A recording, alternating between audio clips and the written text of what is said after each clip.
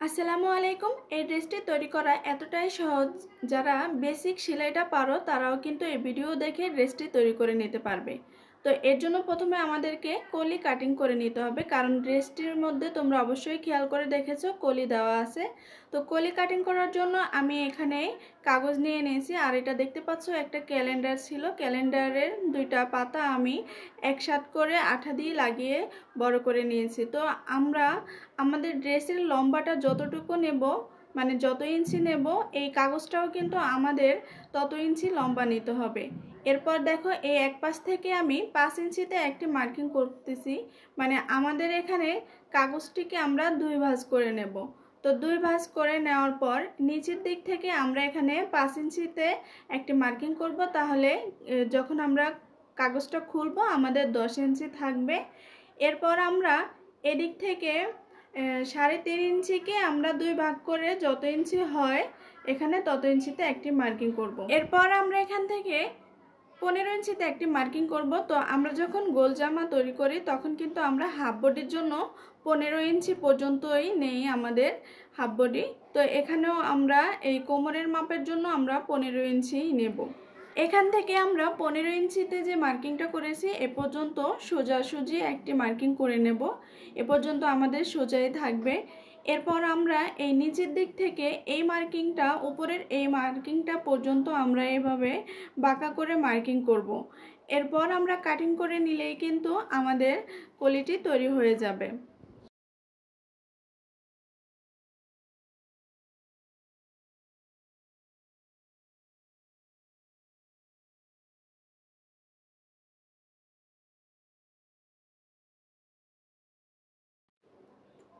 এই ড্রেসটি তৈরি করার জন্য আমি এখানে টোটাল 5.5 গজ কাপড় নিয়েছি। তো আমি প্যান্ট ছাড়া শুধু জামাটা তৈরি করে দেখাবো তোমাদেরকে। তো আমি এখানে কালো কালারের কাপড় নিয়ে নিয়েছি, আর আমার এখানে কাপড়ের বহর হচ্ছে 46 ইঞ্চি। তো প্রথমে আমি তোমাদেরকে একটু দেখিয়ে দিচ্ছি যে কাপড়টা এভাবে মেলে নেওয়ার পরে কলিটা কিভাবে বসিয়ে মার্কিং করবে। তো দেখো আমি এখানে প্রথমে দেখাচ্ছি যে একটু আগে বলেছিলাম 46 ইঞ্চি আমার কাপড়ের বহর আছে। তোমরা চেষ্টা করবে 46 ইঞ্চি বহরের কাপড় নেওয়ার জন্য, আর যদি এর থেকে কম বহরের কাপড় নাও তাহলে তোমাদের কাপড়ের পরিমাণ আরও বাড়িয়ে নিতে হবে। তো এখানে আমাদের বডির উপর নির্ভর করে কলি কাটিং করতে হবে, মানে কলি কেটে নিতে হবে। তো আমি এখানে 20টা কলি দিয়ে ড্রেসটা তৈরি করব, এজন্য আমাকে সামনে 10টা কলি এবং পিছনে 10টা কলি, মোট 20টা কলি লাগবে। তো দেখো আমি যে পেপারটা নিয়েছি, এখন আমি এই কাপড়ের উপরে পেপারটাকে রেখে চক দিয়ে মার্কিং করে নেব। প্রথমে এক পাশ মার্কিং করা হয়ে গেলে এরপর কাগজটাকে আমি অপর পাশে ঘুরিয়ে রেখে সমানভাবে রেখে তারপর আবারও চক দিয়ে মার্কিং করে নেব। তো এভাবেই আমাদেরকে মার্কিং করে নিয়ে কাটিং করতে হবে, তাহলে আমাদের কলিগুলো আর আঁকাবাঁকা থাকবে না।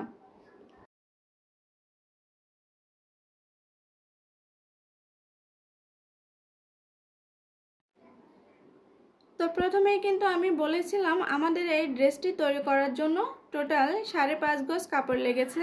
তো 5.5 গজ কাপড়ের থেকে আমি হাতার জন্য যে কাপড়টা আমার দরকার সে কাপড়টিকে আলাদা রেখে আর বাদবাকি যে কাপড়টা ছিল সেটাকে আমি 4 পার্ট করে নিয়েছি। 4 পার্ট করে এখানে আমি যে একটু আগে পেপারের মধ্যে কলি কাটিং করেছিলাম সেই কলির মাপ নিয়ে কিন্তু এখানে মার্কিং করে নিয়েছি। এরপর আমি এই মার্কিং অনুযায়ী কিন্তু কাটিং করে নেব। কাটিং করে নেওয়ার পর আমরা পিছন পাটের জন্য 10টা কলি সেলাই করে নেব একসাথে, আর সামনের পাটে আমরা 10টা কলি একসাথে সেলাই করব না, আমরা 5টা 5টা করে আলাদা করে সেলাই করব। তো এই যে দেখতে পাচ্ছ আমি কিন্তু কলিগুলো সেলাই করে নিয়েছি। কোনো কারণে ভিডিওটি ডিলিট হয়ে গেছে, এজন্য আমি তোমাদেরকে সেলাই করাটা আর দেখাতে পারলাম না। তো তোমরা যখন ড্রেসটি তৈরি করতে যাবে, কলি কাটিং করে নেবে, তখন তোমরা নিজেরাই বুঝতে পারবে কিভাবে সেলাইটা করতে হবে। তো এখানে দেখো আমি এই যে সামনের পাটের জন্য 2টা আলাদা করে নিয়েছি। তো এখন আমাদেরকে প্রথমে যেটা করতে হবে, সামনের পাটে আমরা এখান থেকে সোজাসুজি, আমাদের কলিটা কিন্তু দুই পাশেই বেঁকা আছে, উপর দিক থেকে সোজা হলেও নিচের দিক থেকে কিন্তু আমাদের বেঁকা আছে। তো এই যে যেটা আমাদের মাঝখানে থাকবে, জামার মাঝখানে, এই মাঝখানের অংশটাকে আমাদেরকে সোজা করে কেটে নিতে হবে। তো দেখো এই যে এক পাশে আমি সোজা করে কেটে নেব। কেটে নেওয়ার পর এখানে 1 ইঞ্চি পরিমাণ কাপড় ভাঁজ দিয়ে আমাদেরকে সেলাই করে নিতে হবে। তো এইভাবে কিন্তু আমাদের এই দুইটা সামনের যে দুইটা পার্ট আছে, দুইটা পার্টেই আমাদের এখানে কাটিং করে সোজা করে কাটিং করে তারপরে সেলাই করে নিতে হবে। সেলাই করে নেওয়ার পর আমরা একবারে এখান থেকে এ পর্যন্ত, মানে এখানে 23 ইঞ্চি পর্যন্ত মার্কিং করব। 23 ইঞ্চিতে মার্কিং করার পর আমরা এখানে একটা এরকম একটা কাপড়ের টুকরো নিয়ে নেব। তো এরপর আমরা এই কাপড়ের টুকরোটার উপরে দুইটা পার্ট এভাবে করে সেলাই করে নেব।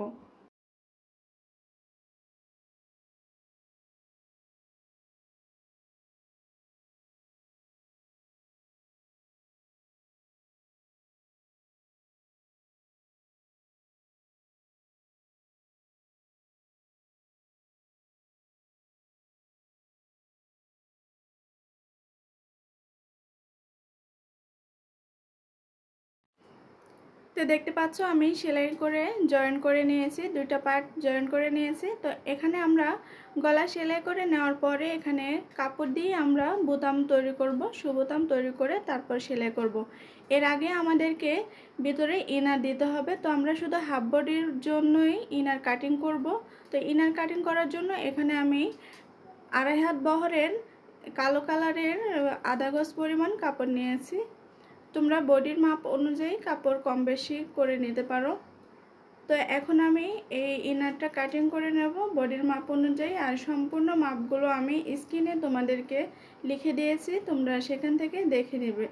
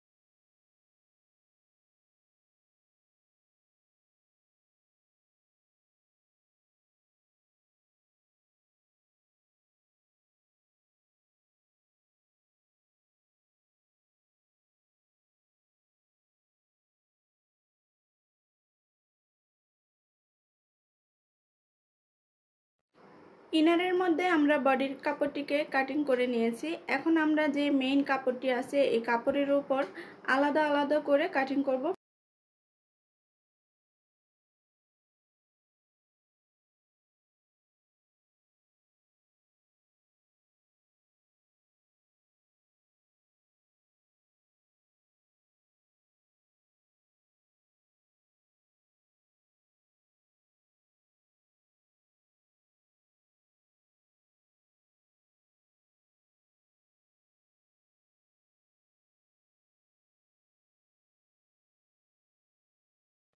কাটিং করা হয়ে গেলে আমরা প্রথমে গলা সেলাই করে নেব। তো গলা সেলাই করার জন্য আমরা যেহেতু এখানে কলার গলা তৈরি করব, তো এখানে যে দেখতে পাচ্ছ বি শেপ দেওয়া আছে, শুধু একটুক অংশই আমরা প্রথমে সেলাই করব। তো এজন্য আমরা মেন কাপড়টা, যে জামার কাপড়টা আছে, সেটাকে সোজা সাইডে রাখবো আর ইনারের কাপড়টিকে উল্টো সাইডে রেখে তারপর আমরা এখানে একটি সেলাই দিয়ে নেব। তো আমি তোমাদের সুবিধার জন্য সক দিয়ে মার্কিং করে দেখিয়ে দিচ্ছি তোমরা কোন পর্যন্ত সেলাইটা করবে।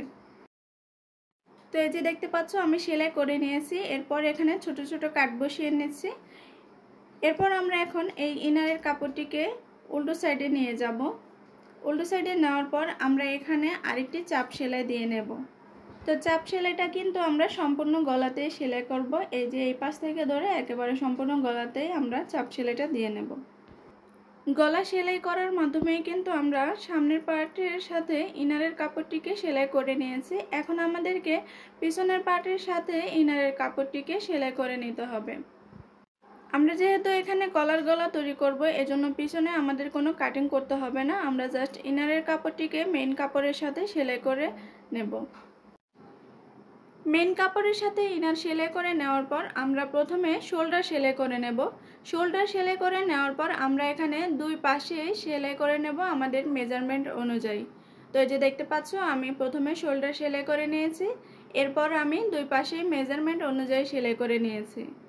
তো এখন আমাদেরকে হাতা তৈরি করে নিতে হবে। তো এই যে দেখতে পাচ্ছ, আমি এখানে হাতা তৈরি করে নিয়েছি, আর এই হাতাটি কিভাবে তৈরি করেছি তা আমি তোমাদেরকে দেখিয়ে দিচ্ছি। তো দেখো, আমি এখানে নর্মাল হাতা যেভাবে কাটিং করে একইভাবে কাটিং করে নিয়েছি। এরপর আমি হাতাটিকে একটি ভাঁজ দিয়ে দুই পাট করে নিয়েছি।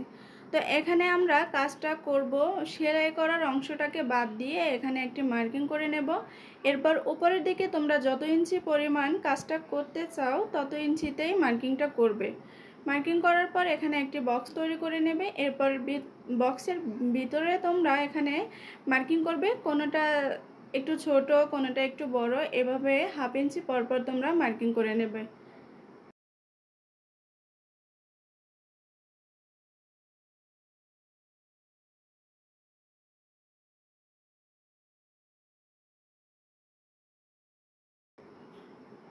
তো আমি এক সাইডে মার্কিং করে নিয়েছি এবং অপর পাশেও একইভাবে মার্কিং করে নেব।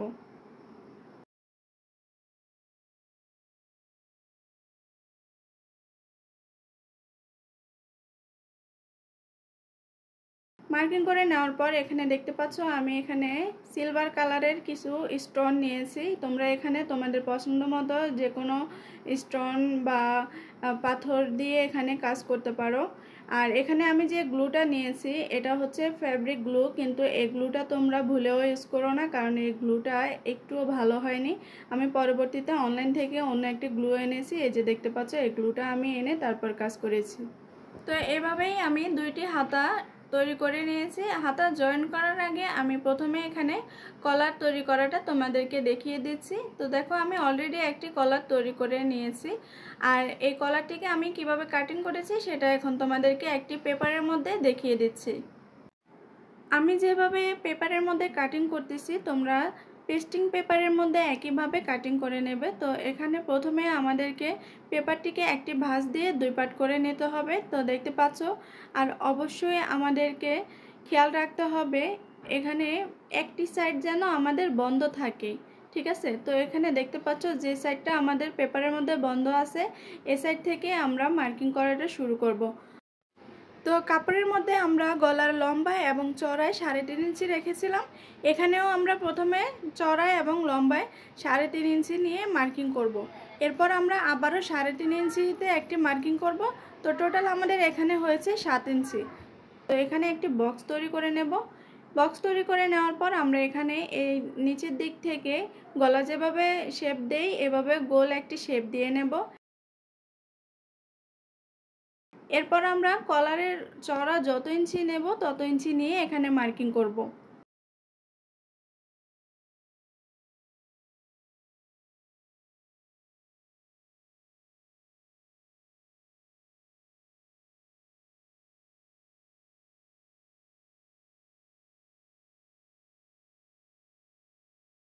তো এখন দেখো, আমাদের কিন্তু কলারটি কাটিং করা হয়ে গেছে। তো এরপর আমাদেরকে কাপড়ের মধ্যে মেপে দেখতে হবে। এই যে এখানে গলার আমাদেরকে মেপে দেখতে হবে আমাদের টোটাল এখানে কত ইঞ্চি পর্যন্ত আছে।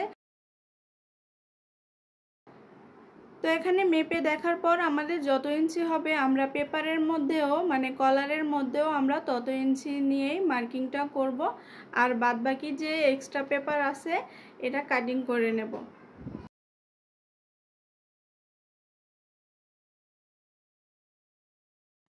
তো আমাদের কলারটি কিন্তু কাটিং করা হয়ে গেছে, দেখতে পাচ্ছ। এরপর আমরা কাপড়ের মধ্যে সেলাই করে নেব। তো প্রথমে আমরা একটি কাপড় নেব, কাপড়ের মধ্যে আয়রন করে নেব, কলারটিকে আয়রন করে নেব। আয়রন করার পর আমরা আবারও আরেকটি কাপড় নেব। তো এই কাপড়ের উপরে আমরা এই কাপড়টি রেখে তারপর এখানে ভেতর দিক থেকে একটি সেলাই করে নেব, আর সাইডে যে এক্সট্রা কাপড়গুলো আছে এই কাপড়গুলোকে কেটে নেব। তো এইভাবেই কিন্তু আমরা এই কলারটিকে রেডি করে নিয়েছি। তো এখন আমরা জামার সাথে কলারটিকে জয়েন করব। জয়েন করার জন্য আমাদেরকে জামাটিকে উল্টো সাইডে রাখতে হবে, ঠিক আছে? জামাটিকে উল্টো সাইডে রেখে আর কলারটিকে সোজা সাইডে রেখে আমাদেরকে প্রথমে একটি সেলাই দিয়ে নিতে হবে। জামার কাপড়টিকে উল্টো সাইডে রেখে আমরা কলার জয়েন করে নেব। এরপর আমরা কলারটিকে সোজা সাইডে এনে এখানে আরেকটি চাপ সেলাই দিয়ে নেব।